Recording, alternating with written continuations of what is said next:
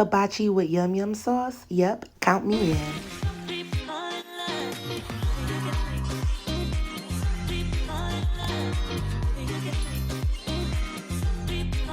Hey everybody, thanks for joining me on another episode of Cutting Up with Bae. Today we're gonna make some hibachi with some yum yum sauce. This is a fun and easy dish that you can make on a weekday, and it's even funner when you make it on the weekend. I'm gonna start by cutting up some zucchini, and I'm also gonna cut up some onion. I love going out to Japanese restaurants, particularly for the sake, but I also love going out to get some sushi and some hibachi.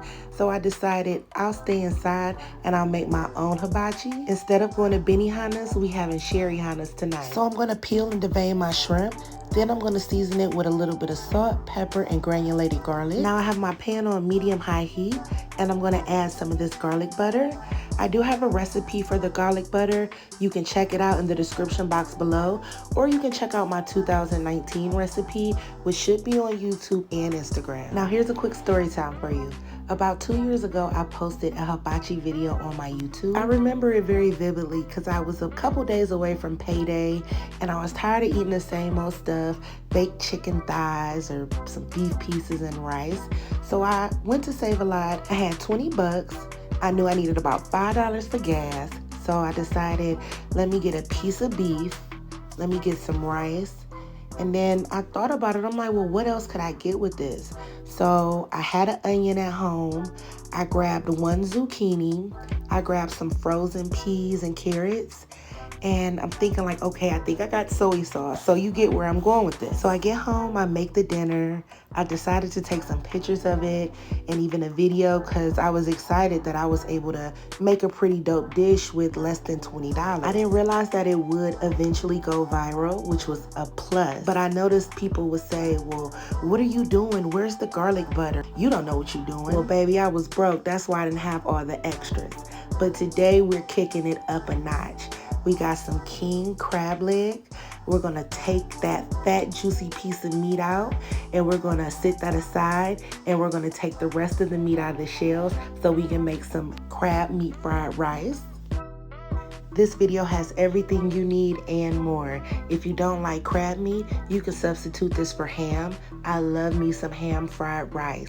So this will be a great alternative if you don't have king crab or if it's out of your budget. I'll make sure I leave all the ingredients and all the information in the description box below.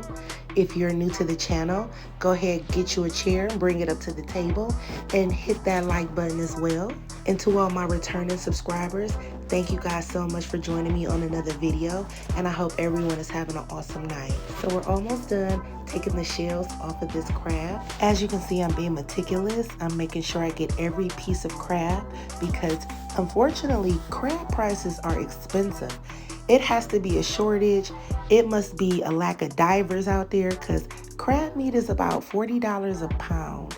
And although it's really expensive, I really wanted to share this recipe with you guys. And if you don't like crab meat or if you're allergic to seafood or shell food products, you can definitely substitute this for ham. I personally love ham fried rice. And if you don't like ham or if you don't like seafood, you can also do chicken fried rice. That's my husband's favorite, and chicken fried rice go hard in the paint. So as you can see, I'm scrambling some eggs here. I'm going to scoop them aside, and then I'm going to add my vegetables into the same pan. Now you can use a wok if you like to. I actually have a wok, but I'm in the process of moving, so it's actually packed up with some of my other kitchen equipment. Okay, so I'm using day-old rice. I made this the day before.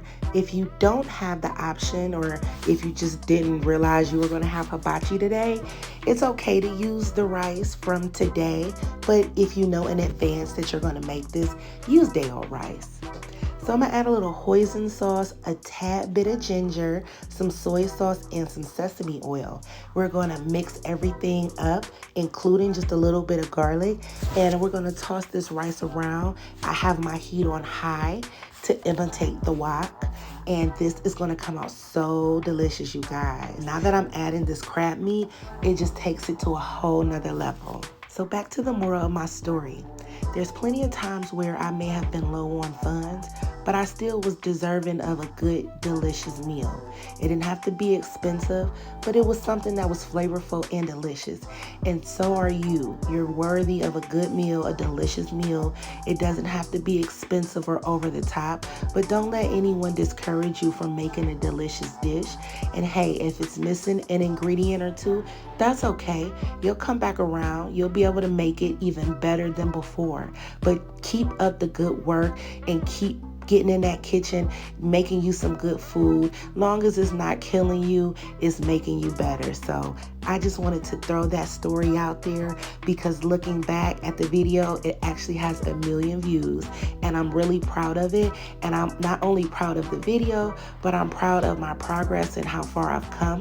And I just want to encourage you guys as well that whether it's food or anything else that you're doing in your life, you know, it might not look good to somebody on the outside looking in, but you know what you got going on and you know what you got to do. And don't let anybody discourage you with their negative thoughts or opinions. Whether it's a recipe or a project or anything else, you go ahead and knock it out the park with what you got. And you show them tough times don't last long, but tough people do. So that was the word for today. And now we're going to finish up our dish. After we plate everything, we're going to add our yum yum sauce to the side. And this looks so good to me. And I got everything and then some. So I know it's going to taste super, super delicious. So after that, if you want to get fancier, you can add a little bit of sesame seeds. And if you're feeling really, really, really fancy, you can add some sliced chives or green onions on top. And I'm telling you guys, this dish came out amazing. I really want you guys to try it and come back and let me know how you guys like it. Make sure you guys double tap that like button. And if you're new to the table, thanks for subscribing. If not, hang around, watch a few more videos and see if you like it. But thank you guys so much for your time and for watching. I hope you guys have a good evening. And until next time, bye.